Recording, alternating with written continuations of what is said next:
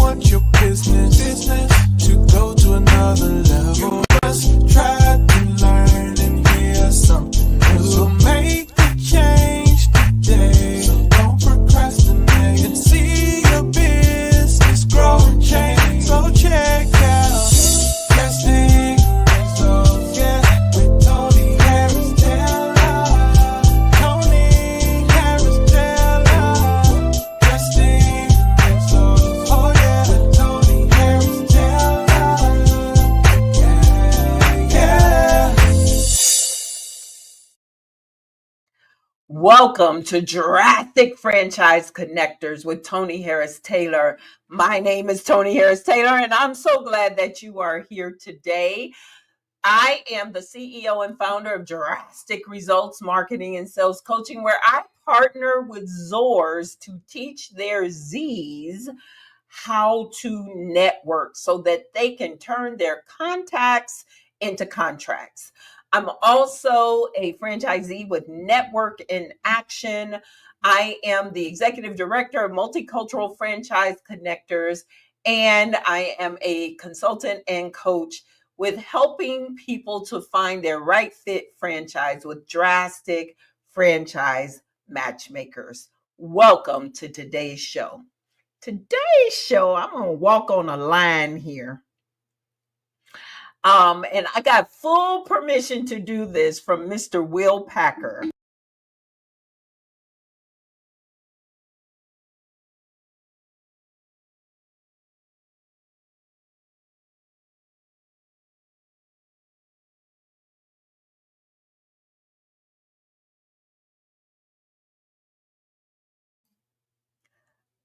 Will Packer, next to Tyler Perry, is one of the most prolific Black filmmakers in America.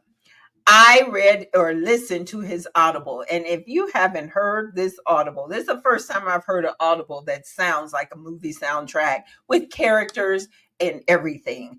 The book is called Who Better Than You? Today, I heard this chapter, and it plays right into what we're going to talk about today, which is mentorship, right? You got to have people who are willing to advocate for you and open doors for you and be a mentor to you. And so the chapter is chapter 21, and it says, all you need is one white advocate. That's what the chapter says. All you need is one white guy. Advocacy is a two-way street. Today, I'm going to talk to my guest, Mr. Stan Friedman, who is an amazing advocate for diversity in franchising. But I just met him in February, and we had a couple of dates, you know, my terminology, dates for one-to-ones. And after the second one-to-one, I'm like, I like this guy. And I wrote him a note and asked him if he would be my mentor. And he said, absolutely. Now, when I look back on my life, and yeah, I'm a senior citizen. That's been brought to my attention here recently. But anyway, when you look back on my life, every major drastic step for me came in partnership with a white guy. And I'm gonna keep it 100. So they obviously see something in me to be able to open doors and advocate and mentor me and help me not bump my head and skin my knee. Now, the race aside, that doesn't matter, but I have to say that because in franchising, it's predominantly white. So I'm walking into rooms where I am sometimes the only woman, sometimes the only brown. And so that can be intimidating. But what I learned is, doesn't matter the race. If you show up in a way that people like you, build know, like, and trust with you, they will want to help you. And I'm so excited that Stan said yes. Now, he likes to describe me as, I'll let him describe me because he's going to say it. And so, and I know I struck him. My name was said before I even came into the room. So when I came in the room, he's like, I know who you are. And so now we're going to do some big things together to bring more multicultural communities into franchising. Will Packard, a multimillionaire producer who started from the bottom, now he's on top, said it best. You need only one. And we're going to meet my one today, Mr. Stan Friedman. We're going to take a quick break and we'll be right back.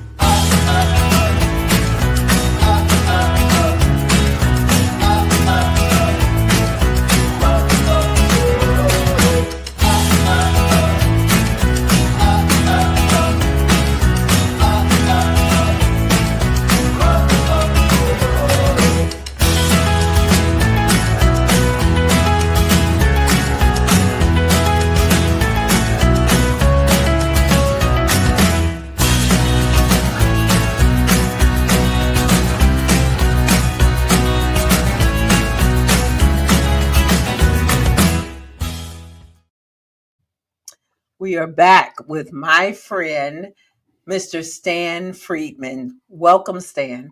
Thank you, Tony. Happy to be here. So we're going to talk about mentorship today. And we're going to talk about your franchise journey as well. Go ahead and introduce yourself in your own words.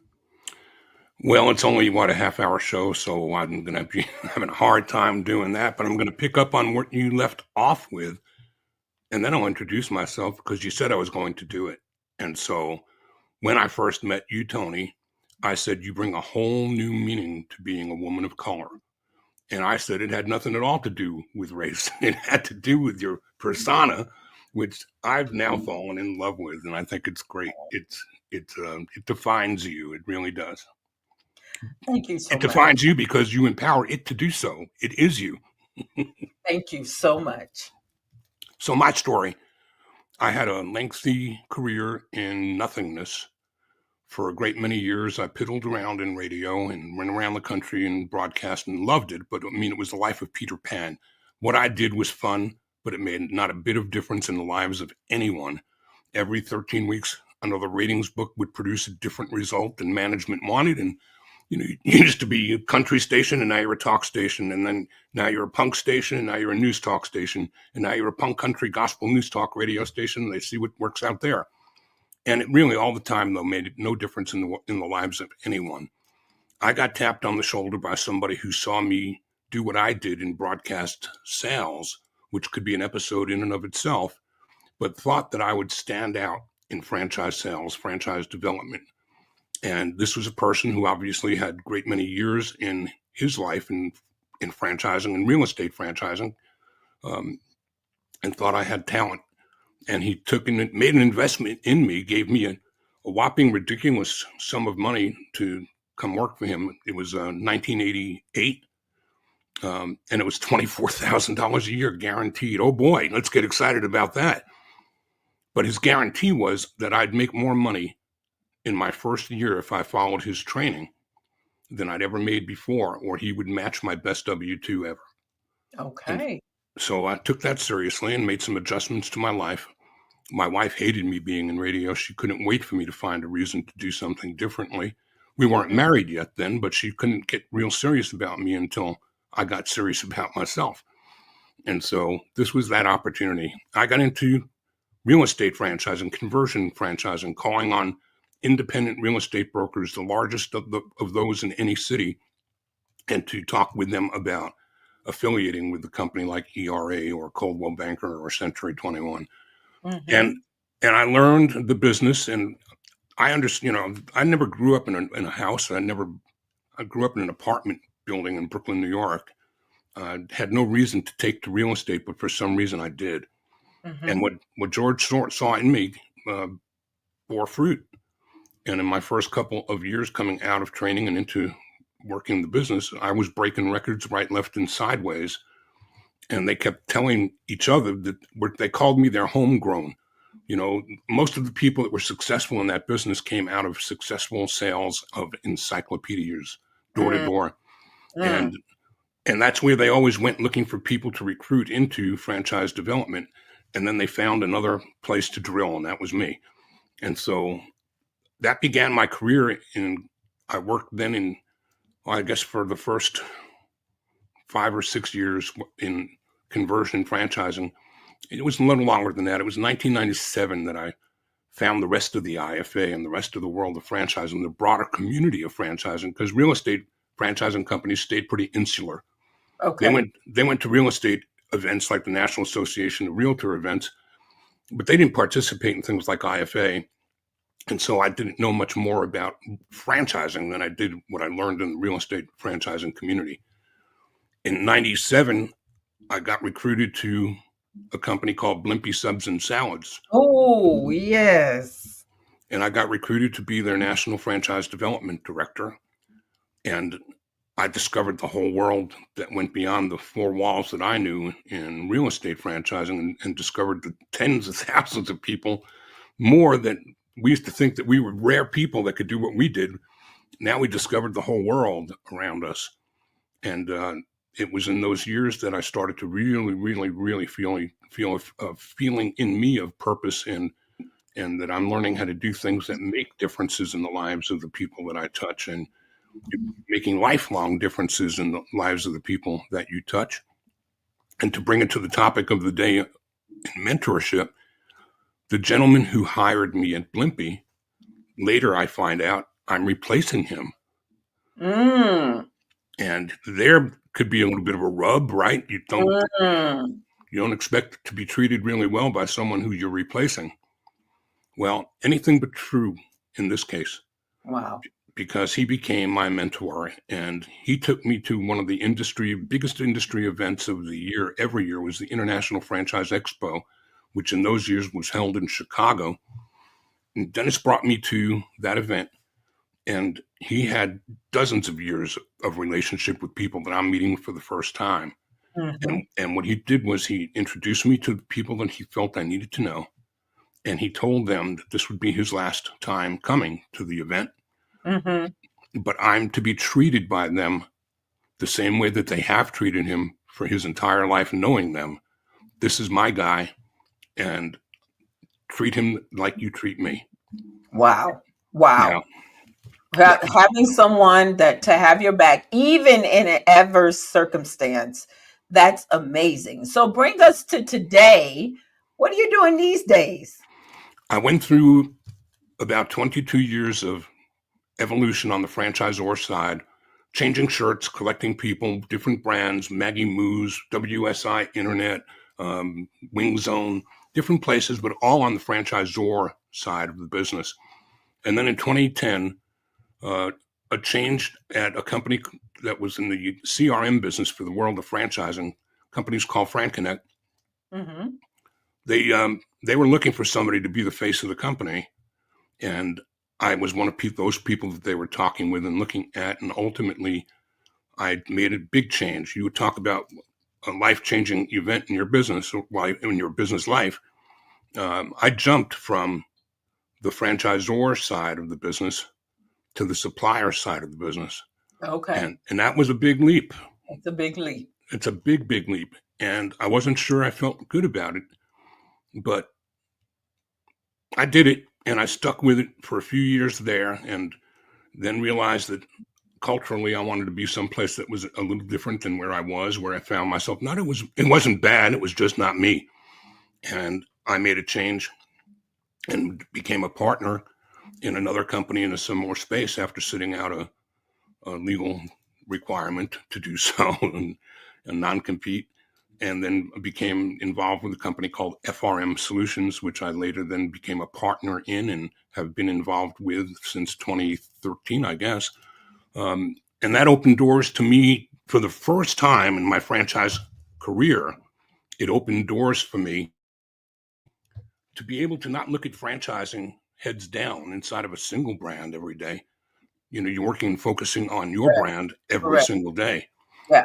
Now I'm at 37,000 feet and I'm flying across brands, talking to dozens of people in C-suites every day. And what a difference this was in my world to be able to get a much different perspective across brands of what's going on in the franchise world, not in a single brand. And that was huge and monumental. And it led to the opportunity to do other things. And I had the freedom here to become a consultant and work with some brands on a one-off at the same time as running and leading the charge at FRM Solutions. It got me also deeply involved in the IFA, and how better to pay back what Dennis did for me than to pay forward. And so every time I go to an IFA convention, I'd get tagged to do another little job here, a little job there, do committee work here, because, the association has a staff. But as is the case with most associations, the heavy lifting is done by membership. Correct. And so we get recruited to different committees. And I got recruited to the Minorities and Franchising Committee, which my Blimpie executive team insisted on. And because Blimpie came out of the inner city, that they were born and grew out of Hoboken, New Jersey, and they wanted me on that committee. They wanted to be able to further the commitment to the cities that they were born out of, and how better to do that than have somebody on the executive team sitting on that committee at the IFA and learning what I could about what's available for us to do to further our brand, and what's available for us to do to contribute to the places that should have a Blimpie that didn't. And Okay. You got a long background, long history, IFA, diversity. We're going to take a quick break, but we're going to come back and talk about diversity in franchising, mentoring, and then, if time permits, we will talk about networking. We'll be right back with my guest, Stan Friedman. Another government job or your own business. Decisions. Jobs are no longer secure. This is the reason you should consider your own business. Start from scratch? Risky. Franchising gives you a business with a blueprint and 8 out of 10 are successful. Plus, 63% aren't food businesses. Some are even home-based. Options are power. Download your free guide and see if franchising is your next move.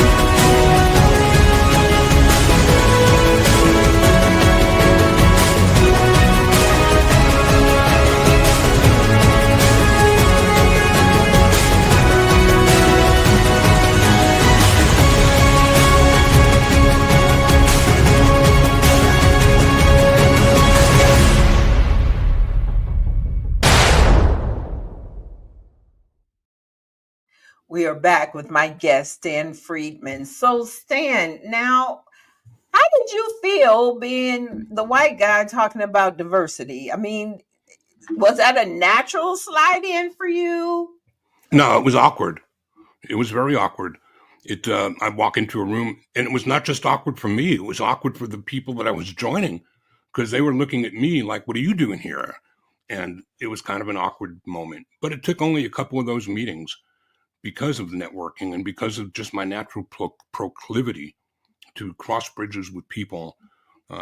It just didn't take long for them to figure out, like it didn't take long for you and me to figure out, that I was real and I wasn't coming at them with any agenda, and they weren't coming at me with any agenda once they understood that I'm really here to do the work. And so that's kind of the way it manifests. And I met people and grew to work with people and on initiatives that, it took me to the White House. My founder and CEO at Blimpie and I went to the White House to work because of a community initiative that I created that was called BUILD, B-U-I-L-D. Mm-hmm. BUILD was an acronym for Blimpie Urban Initiative for Leadership Development. We wanted to Nice. build franchisees and create jobs and opportunities and serve underserved communities that were being flown over by other brands. And that initiative connected me to so many people and opportunities for growth and personal development. And to be part of a public-private sector partnerships that I was involved with, I just could never have imagined where any of that would have ever taken me. But there it was. And the truth was, you had to network your way through all of it to make it meaningful. Because Correct. while it's difficult for people that are at a disadvantage to be taken and embraced, it's equally as difficult for someone like me who they look at with a suspicious eye. Like, what are you really after here? You know? Uh-huh. Yep. And it just took a little time to get to know one another and to hit Because we're all human. Yep. I tell people all the time, it ain't our fault, your fault, my fault, that we were born in the skin we're in. And if people really knew God, I'm going there. So if people really knew God, they know he likes variety. Otherwise, we'd have one flower, one tree, one type of bird, one type of bug. No, our God likes variety. And that's all this is about. It's not about intellect, anything else. The creator likes different stuff. And the more I'm around people, I just want to share that message.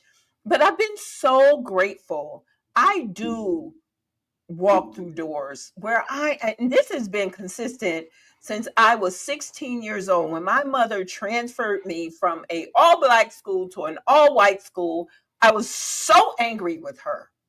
Oh my gosh, how could you do this to me? And in hindsight, it was the best thing that she could have ever done. Because now I just have different perspectives and I'm able to walk through doors. Is it uncomfortable to be the only one? Especially I'm in a new space, franchising. That's new. And I'm often the only one. But I kick the door in. They be like, where'd she come from? What happened? And I am big personality and bold dress and all of that. But that's what attracts people to me. And I'm appreciative to you for the work you've done in the past, the work you're going to do in the future with me, because the initiative is still needed. And literally, I would tell people, Tony, that I had no authority over their moral compass or their political agendas or their social mores. I would tell them that my interest is in doing what's good for the business that we're all in together. And we're not here to talk about black and white. We're here to talk about black and red, the color of ink. Let's talk about black ink. Or black green. ink is beautiful. Or green money. Right. Green money. It's all green money. And I actually hate the terms black and white because I'm not black. The jacket is black. My skin is brown.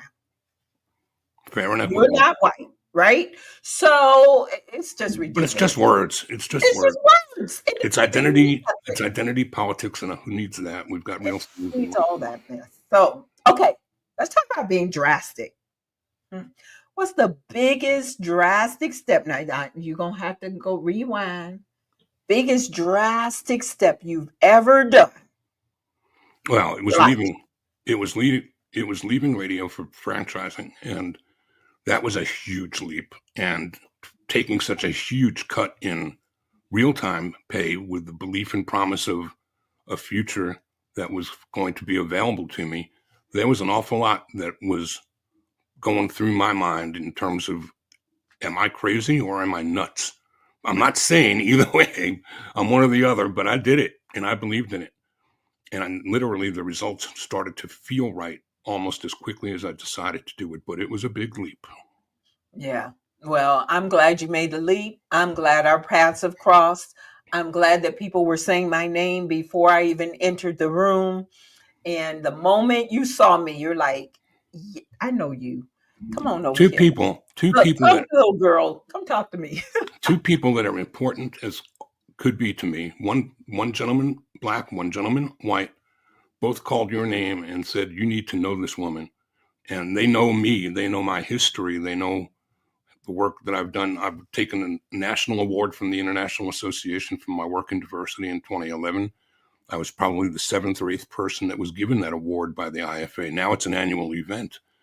But those kinds of things that matter to me were known to the people that I'm talking about. Johnny Franchise, give you a shout out, John, and Eric Mayers, who both knew you and said, you don't know this woman? You must know this woman. And so there you go. Well, I'm grateful to them. And I haven't met Eric. Isn't that something? We have not met in person. So that you can even make these impressions virtually, you guys. Well, listen, Stan, tell everybody how to get in touch with you. I think you've got it on the screen. You can use my email, stan@sensiblefranchising.com. It's in the chat. Or my website there is sensiblefranchising.com. I also host and produce a weekly podcast called Franchise Today. You can find that at franchisetodaypodcast.com or any place you go. iHeartRadio, Spotify, Apple, Amazon, it's everywhere. So hope that you'll tune us in, give us a look, give us a listen. And I can't thank you enough for having me here with you today, Tony. Thank you. My cheeks are hurting from smiling so much. I really thank you, Stan. We're going to take a quick break and we'll be right back. If you think franchising isn't for you, think again. Here's how Multicultural Franchise Connectors is changing the game. At Multicultural Franchise Connectors, we believe in the power of diversity to transform the franchising industry. Our mission? To empower underserved multicultural communities with the knowledge, resources, and connections they need to confidently explore franchising opportunities. Did you know that less than 15% of franchisees are minority-owned? But we're not stopping there. MFC's 4 pillars: guide successful business owners in franchising their operations, help potential franchisees interested in purchasing franchise businesses, support business owners to supply their services to franchises, or assist individuals to secure employment opportunities within franchise corporate offices. MFC is designed to break down barriers and open doors. Through comprehensive workshops, mentorship programs, networking events, and expert consultations, we're paving pathways to economic empowerment and community growth. And come 2027, we'll be offering grants to help you secure the financial support you need. Join us today and become part of a thriving multicultural franchise community. Visit multiculturalfranchise.org for more information. Empower your future. Empower your community. Together, we're making franchising dreams a reality.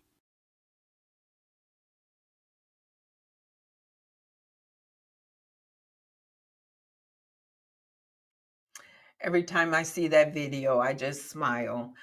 And so if you are ready to take control of your future, download my ebook, Take Control, Your Guide to Owning a Franchise and Building Your Future, drasticfranchise.com. And then jump into our school community. School is spelled SKOOL.com/MFC.